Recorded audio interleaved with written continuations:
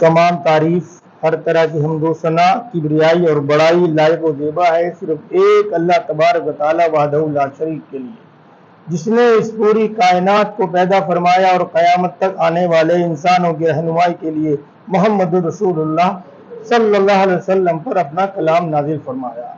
ऐ अल्लाह, तू अपने बंदे और रसूल मोहम्मद सल्लल्लाहु अलैहि वसल्लम पर, आपके असहाब पर, आपके मुत्तबईन पर और जो लोग क़यामत तक आएंगे और आप सल्लल्लाहु अलैहि वसल्लम की इत्तिबा करेंगे उन सब पर बेशुमार दुरूद व सलाम नाजिल फरमा। आमीन या रब्बल आलमीन।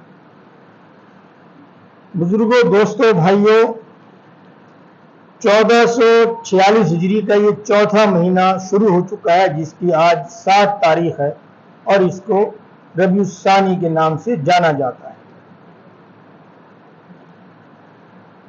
आज के खुतबे जुमा में एक ऐसी चीज का जिक्र होगा जो हम में से कोई ऐसा नहीं जो ना मांगता हो, बल्कि खुद तो मांगने का छोड़िए, आप दूसरे से भी मंगवाते हैं।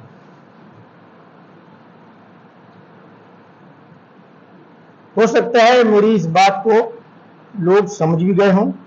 भाई आप सही होकर बैठे, ऐसे होके बैठे, ऐसे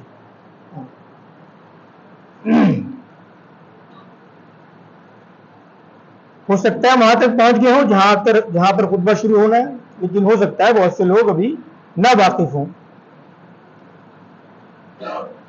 तो वो कोई लंबा पीरियड नहीं लगेगा, बहुत जल्दी आपका मसला हल हो जाएगा इंशाअल्लाह। जो चीज का मैं जिक्र करना चाहता हूं उसका नाम है दुआ। दुआ सब मांगते हैं। आज जो बात करनी है वो इस पर है कि ठीक है, आप दुआ मांगते हैं, बहुत अच्छी बात है, मांगनी चाहिए, अल्लाह से मांगेंगे। अल्लाह से नहीं मांगेंगे तो अल्लाह नाराज हो जाता है। ये देखिए आप, लेकिन हमारे यहां पर एक माशरे में रिवाज भी है कि किसी मौलाना को, किसी खतीब को, हाफिज साहब को, इमाम साहब को, या कहीं हम जलसे में हैं, बैठे हुए हैं, तो पर्ची लिखकर स्टेज पर मेरे लिए दुआ करा देना। उसमें आप अपनी जरूरतें लिखते हैं, मुझे ये चीजें मतलूब हैं, ऐसा ऐसा मेरे लिए दुआ करें। हर एक की अपनी अपनी चीजें होती हैं, कोई कुछ लिखता है, कोई कुछ लिखता है, कोई कुछ लिखता है। उनसे आप जिनसे कह रहे हैं दुआ कराएं, मैं उसको मना नहीं कर रहा हूं, लेकिन किसी भी हदीस में यह नहीं है कि जिनसे आप दुआ करा रहे हैं उनकी दुआ रद्द नहीं हो सकती। बात को पॉइंट से समझिएगा, मैं इसे दोबारा रिपीट करता हूं। जिन लोगों से आप दुआ करा रहे हैं, किसी हदीस में यह नहीं कि उनकी दुआ रद्द नहीं हो सकती। कमाल की बात यह है कि जिसकी दुआ हदीस में कहा है कि रद्द नहीं हो सकती, वहां तो हदीस में बताया गया कि कोई गारंटी नहीं उनकी दुआ कबूल हो, रद्द नहीं हो सकती, उनकी रद्द हो सकती है। लेकिन हदीस में एक ये जिक्र है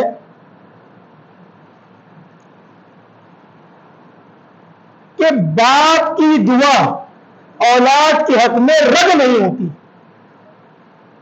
बाप की दुआ औलाद के हक में रद्द नहीं होती। उससे हम कह ही नहीं रहे, दुनिया भर की मिन्नतें कर रहे हैं, इससे कहना, उससे कहना, पर्ची लिख के भेजना। जिसकी दुआ को हदीस में कहा गया कि रद्द नहीं होती, उससे हम कह नहीं रहे। आज हमें सोचना चाहिए कि हम इस तरफ गौर करें कि हम दुनिया भर में कहते फिर रहे हैं جہاں ہمیں کہنا چاہیے وہاں سے نظارت،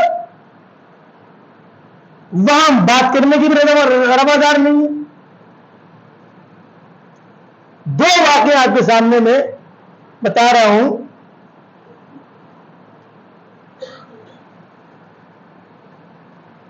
یہ اتہاس کے معاملہ ہے۔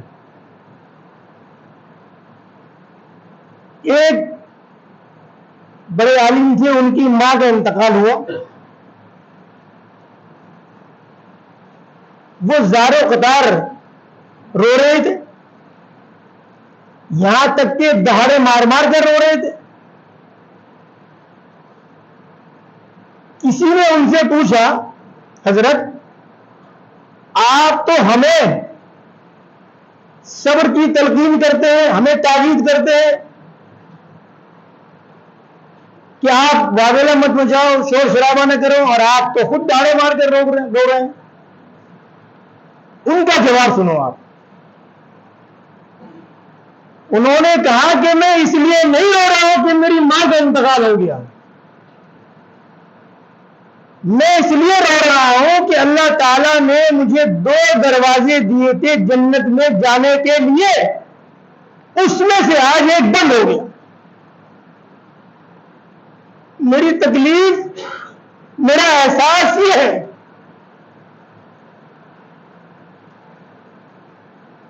کہ 2 دروازوں میں سے آج ایک دروازہ میرا بند ہو گیا۔ اسی طریقے سے کتابوں میں یہ ذکر بھی ملتا ہے کہ جب موسیٰ علیہ السلام کی والدہ کا انتقال ہوا اور اس کے بعد جب آپ کوئی ٹور پر گئے اللہ سے ملنے، تو ندا آئی، موسیٰ اٹینشن، دھیان سے آنا۔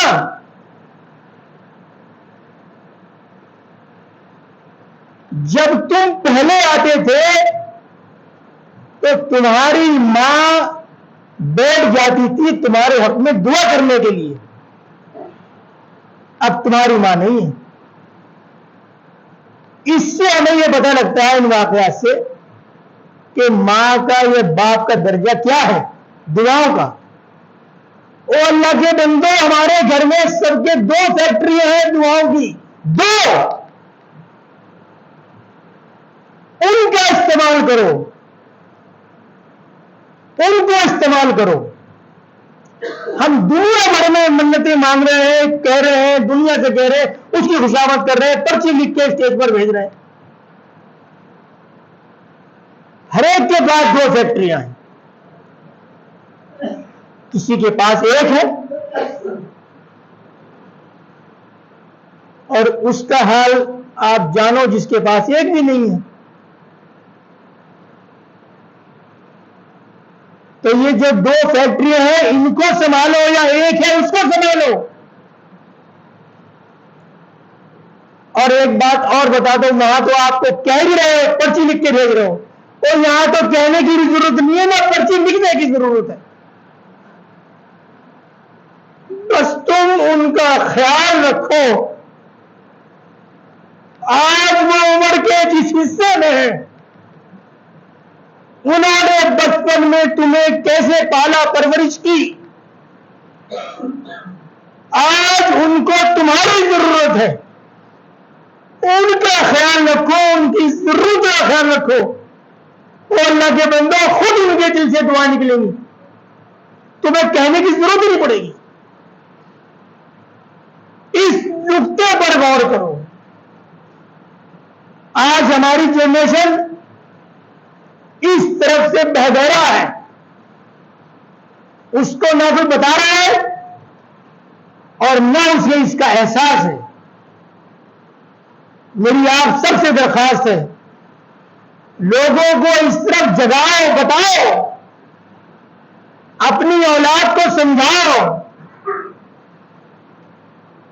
اللہ تبارک و تعالیٰ سے دعا ہے کہ اللہ تبارک و تعالیٰ مجھے بھی اور آپ سب کو بھی اس بات کی توفیق دے کہ وہ اولاد کہ جو باپ جس کے حق میں دعا کرتا ہے جو رد نہیں ہوتی، وہ اولاد بھی بڑھاپے میں عمر رسیدہ لوگوں کا، اپنی ماں کا، اپنی باپ کا خیال رکھیں جیسا کہ انہوں نے اس کا خیال بچپن میں رکھا تھا۔